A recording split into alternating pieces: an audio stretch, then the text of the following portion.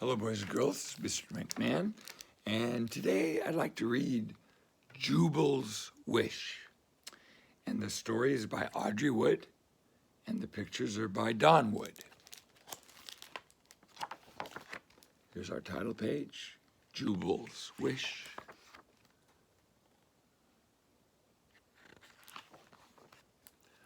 Once upon a bright and sunny day, Jubal Bullfrog skipped down the flower path. He was so happy his feet barely touched the ground.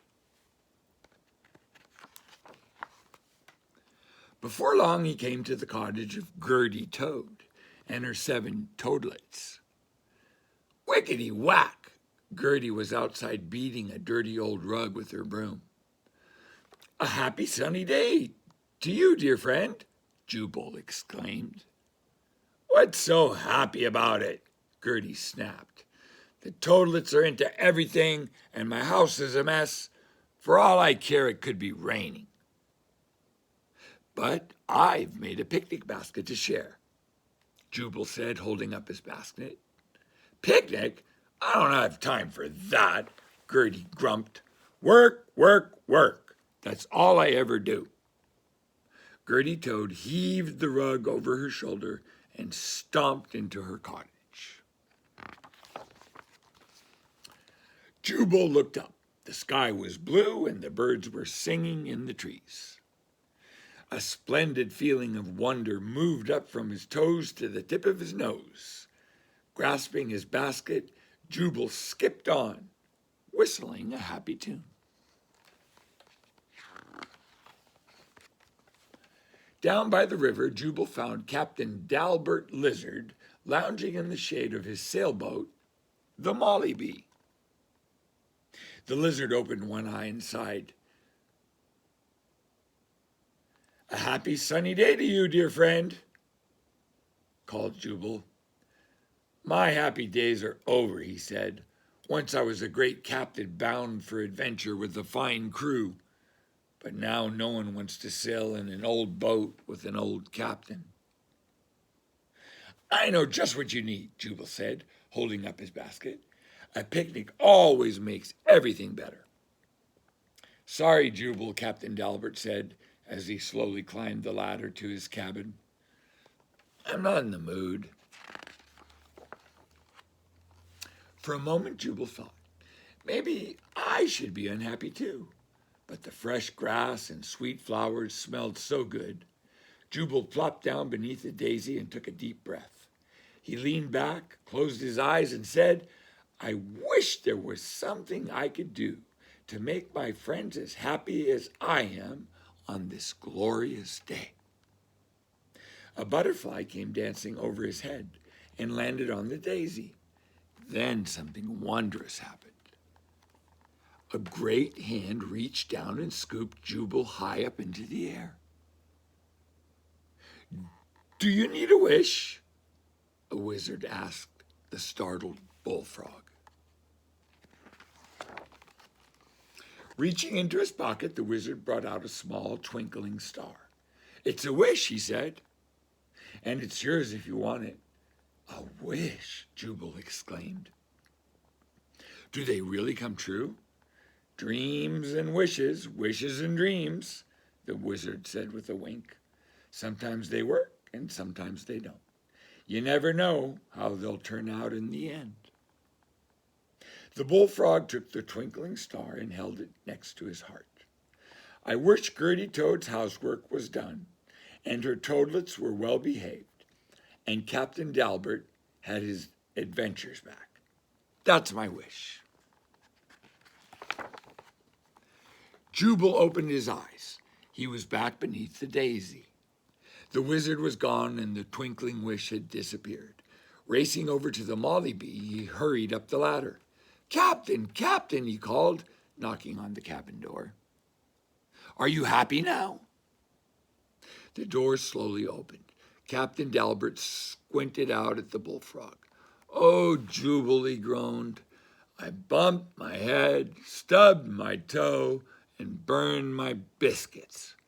Someone must have put a curse on me. Go away and leave an old salt to his troubles." As Jubal walked back up the path, a dark cloud gathered in the sky, hiding the sun. When the bullfrog passed Gertie Toad's cottage, he heard her yelling inside, "Stop squabbling! What a mess! Pick up your toys!" Thunder boomed and lightning flashed.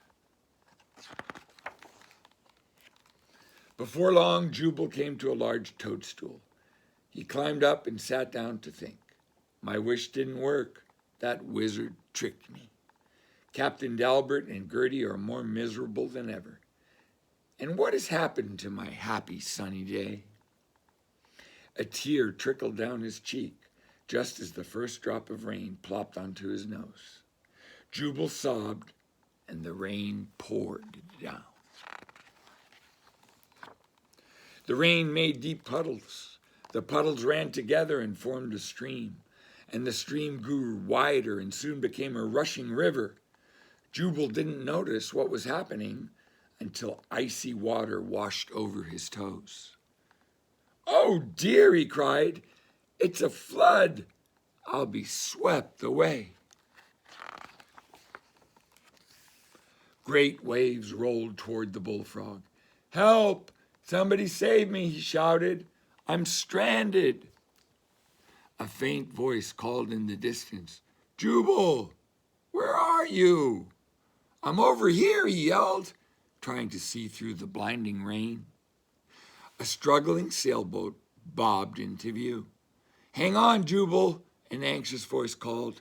"We're almost there." The sailboat fought its way through the storm until it struck the toadstool with a bump. Gertie and her toadlets pulled Jubal from the stormy water just in time.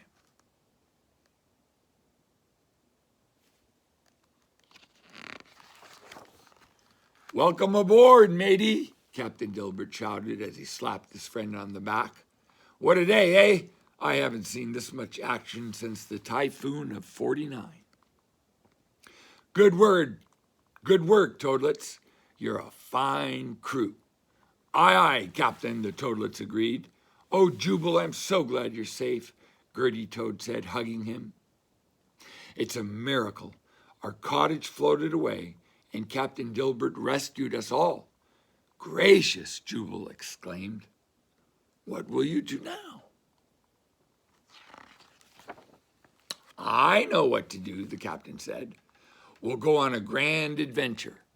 The Toadlets will be my crew, and Gertie will make a great first mate. If you're needing a cook," Jubal said, holding up his picnic basket, "our first meal is ready to serve." "Let's eat," Captain Dalbert exclaimed. Just then the sun appeared in the sky, making a rainbow over the water. "It's like a dream or a wish come true," Gertie said. "Dreams and wishes, wishes and dreams," Jubal said with a wink. "Sometimes they work and sometimes they don't. You never know how they'll turn out in the end."